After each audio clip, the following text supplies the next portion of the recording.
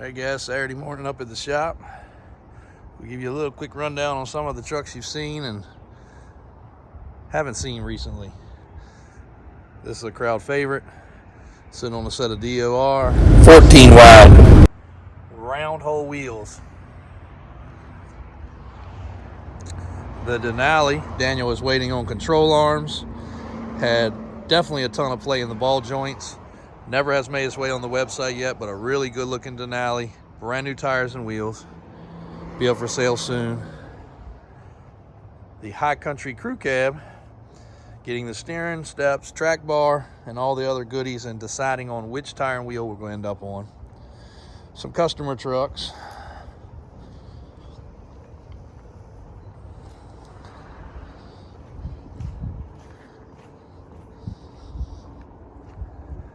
Daniel's got a lot of things pulled out the shop because he's welding in there today.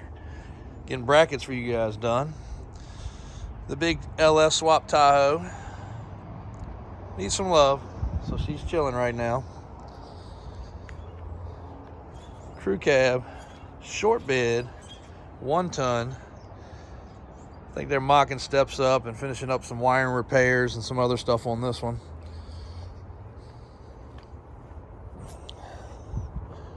And then not as much fun behind the fence as usual, but a few goodies around there. And a few more on the other side, but we'll run inside and see what's going on up here. All right, this girl's getting ready to make a move. Another frame off. Much better to see it like this. Up on the truck.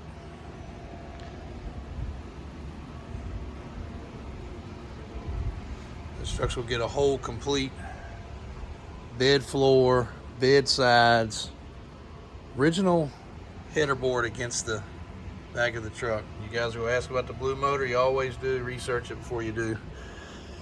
Dana 60, high steer. This truck is a one single owner, 40 or 50,000, maybe 60,000 original mile truck. And I'll say single owner, single family owned its whole life. And the bed is not terrible. When you take a bed apart like this, some people have never seen that.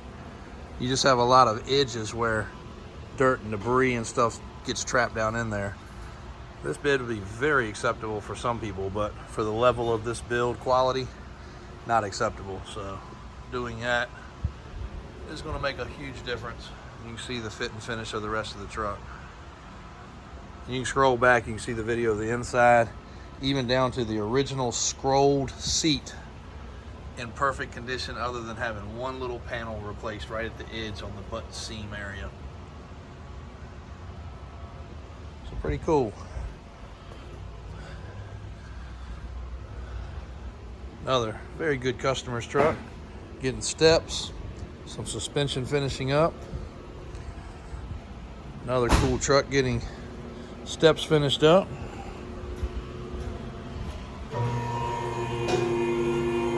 Say hello.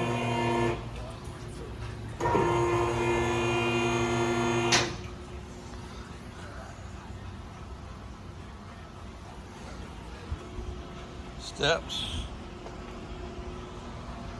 Wheels. You're going to talk about the wheels while we're here? 8 lug. 16 wide? You got any others over there? Oh, that's got a set too.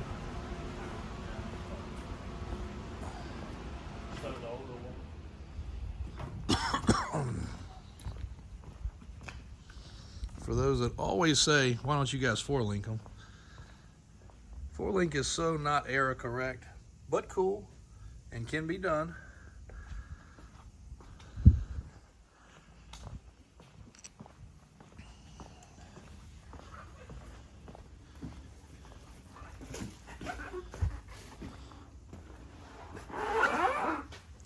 There we go.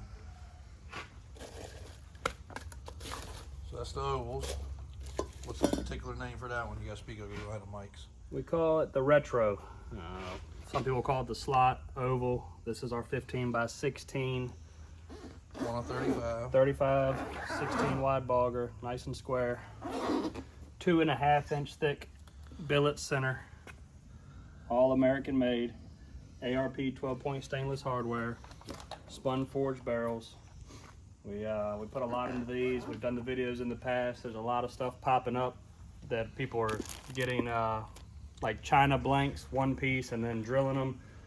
Kind of trying to ride the wave, but we've been well ahead of the curve on this. This is not something we're just trying to jump into. We built these for a need. We get a lot of phone calls on 16-inch wheels and 17-inch wheels. It's not that we won't make those, but we built something that wasn't out there. There are 16 by 12s out there. There are 17 by 12s and 17 by 10s out there. There was no 15-12. There was no 15-14. There was no 15-16. So we fulfilled something that we needed, and a lot of people have jumped on them and been buying them. This gentleman's actually coming down from New York to get this set. Real faithful follower of both channels. Old school show guy, getting back into it after his kids are grown and everything. He had some really cool trucks in the past, and he sought us out because he's building them a square body to come back into the show scene. So he'll be picking these up this week. I've sent a bunch of sets out all over the place. New Mexico, Nebraska, Kansas, Kentucky. They're going everywhere. A lot of local guys getting them as well. We're putting them together as fast as we can. We really wasn't expecting to be producing wheels while doing everything else, but it really fits the bill for us, and everybody seems to be liking it. And these definitely have the right look. The other thing is these will fit. They will fit. 15-inch wheels will fit 1 ton and 3/4 ton setups, specifically on the square bodies. They will work on some of the older Fords and Dodges as well, but that's also the reason we get a lot of call for 16-inch stuff, is because people just have never seen a 15-inch wheel clear 3/4 and 1 ton Chevrolet brakes. Ours do. No spacers in the front, bolt straight on. Of course, most people still run a 1.5-inch spacer on the rear to match the track width, and we recommend that because when you go this wide and this offset, you really want them to match hanging out the fender well. So that's another thing that we designed these wheels for, was to be able to bolt right on a Dana 60 front, not have to grind half the caliper off, not have to do a small brake kit, and also not have to downgrade your axle to get them. All right, we had to break it there. Hopefully we can clip this together, but the heater came on inside, and we don't have the mics today, so just running this off the cuff. But here's another set. So this set is a set of 15 by 14s. We call this the Holy Grail, obviously, because of the holes. These are very deep offset wheels, got a full 12-inch front barrel on it. Once again, no clearance issues on 3/4 or 1 ton brakes on the 8 lug. Full polish, billet centers on the 14 wides. This is an 1.5 inch thick center, and this guy wanted wide, but he also didn't want it too wide, so that's why we didn't go with the 16s on this truck. The same thing, stainless hardware, stainless center caps, kept it with the push-through center caps to keep it old school. A lot of companies out there doing full billet caps with spinners and all that, and I mean, I can respect that from a machinist standpoint, and it takes a lot of work to do that, but that really doesn't fit the bill for us, or a lot of people that give the call to us for an 80s and 90s remake truck. That's what you had back then, but typically they were chrome and rusty after a couple of years, so we went with the stainless, open in the front, closed in the back. We can obviously do closed all the way around if you've got like a Dodge with unit bearings or something, but it's we kept it old school cool because that's what we're doing. And like I said, we built this for us. Power steps on this one as well. Full custom interior, 205 turbo 400 with an LSA supercharged LS. This is a really good local customer. He really likes his square bodies. He's had this truck for a long time and kind of put it together, went backwards with the paint guy, and then redid the truck. Did it twice basically, but it's really turned out really good. Beautiful magnetic metallic gray paint job. Got the old school looking groundhog, but that is the Cobalt MT radial. 38, 15, 50. All right, That's guys. another good example. Yep, a couple little updates here from Davis Off-Road on a brisk Saturday. All right, we knew you guys were asked, so we'll go ahead and do some stuff on this truck too. So this is another good local customer of ours, just finishing this truck out. He does a lot of his builds himself, but confides in us for all his parts, and also it's here to do the power steps. He's not a wiring guy, and he wanted us to take care of that, so we're getting ready to put those on. This truck, full restoration, all the way down to a sandblasted frame. It's got a full custom, by Kenny of course, factory style interior. Everything's just prim and proper, beautiful, like it was 1986 again. This truck has 12 inches on it, 39.5 boggers, 15x16 polished wheels, fully functional four-wheel drive, all 1410 shafts. It's got our crossover and track bar setup. He wanted to do super chrome, so it's got a little bit different color than our normal. I also built him a full tie bar to go from knuckle to knuckle on the front of the axle, which a lot of people have been calling and getting us to make them, so all their steering matches the size and structure of what we build and send in our crossover kits. But this is a really nice piece. This guy always puts together really nice trucks, and he's also one of those customers that buys and sells, builds and sells. This thing may be for sale soon. You never know with him. It will look exactly the same when that comes, because he just keeps them in a big barn and he loves red. Absolutely. Another really nice truck that the internet may never see unless we get it out there to him. Well, I walked around that, but give a quick year rundown on this one. I told him it's getting ready to make a move, so this truck, original K30. It's going to be a really nice piece when done. Everything that was done by the previous owner was done nut and bolt. Everything is zinc coated, flange, bolt, nut.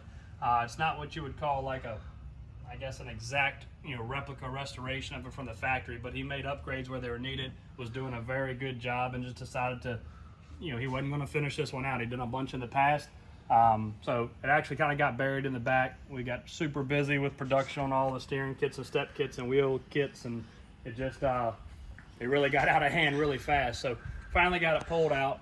We're gonna get the bid built for it, and I'm sure Junior's probably gonna do the AC on it, finish out the motor, fire it up. It's big block, turbo 400, MP 205, Dana 60, 14 bolt back. The frame turned out really good with like a matte satin black color that he did on it. We may change a couple of things around, like the headers and stuff, just because of the exhaust exit situation being a street truck versus a race truck. Interior is beautiful. If I remember correctly, the seat looks like it just got restored, and it is the original seat out of the truck, non-restored. just the edge. Just the edge. Just the edge. Yep. So it just shows how well of a preserved truck it was before it got started on, and that's what makes the ones that are 110%, when you don't have to start with something out the junkyard and bring it back. You start with a good truck and you go back great. So this one's getting ready to start making a move and going together. This will probably be, I dare to say, probably the nicest regular cab that will be out there for sale as of yet. And we've had some nice ones. Not in a showy fashion, Right. more in a complete original take of a truck, and very, very low. 40, 50, 60,000 original documented miles. We even got the original order. You have all that in there. I have the original folder with the original order form of the truck, every single receipt the guy spent on the truck, putting it back together, and we'll do the same as it continues to go together. It's a really nice piece, and it'll also be somewhat drivable. A lot of these trucks that are being done for shows are, gloss black frames, base coat, clear coat, painted axles. They're going over the top, which looks great, but it makes them impossible to drive without having to completely detail every time. Where this truck will be super, super clean, but hopefully you never got caught, in a nasty storm with it or whatever. And, I know it's a truck, but when you put $150,000, $200,000 in a truck, the last thing you want to do is ruin all that work you just got finished doing. So, Absolutely. All right, we'll talk about, might as well get that one while we're in here. The elephant in the room. And he'll love to see his truck on camera, so powder coat, brackets, all kinds of stuff. we have stuff everywhere, trying to keep up for you guys. So we did a video on this a while back. ZZ632 from GM. 1,000 horsepower crate motor with a warranty. This was an original big block Vortec truck, 60,000 original miles. Very, very nice piece.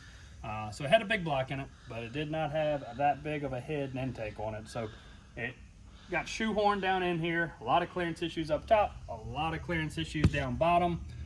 Everything was rectified. Squeezed 2 3/8 tube headers inside the frame rail, which is crazy on these trucks because the frame, if you know these trucks, the 88 to 98s, the frame necks in really far for the independent suspension, and the headers are full in the frame, long tube headers, 2 3/8 to 4.5 inch output.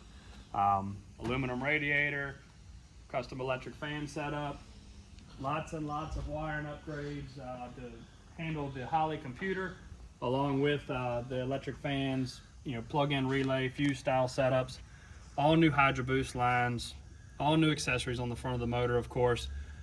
The last thing we have to do to this truck is do a fuel cell. We could temporary this thing real quick out of a jug and a fuel pump and fire it off, but like I told the owner, we don't have the time to do it the first time with everything we got going on, much less temporary it and then redo it. So I told him, just be patient. We're going to get back on it.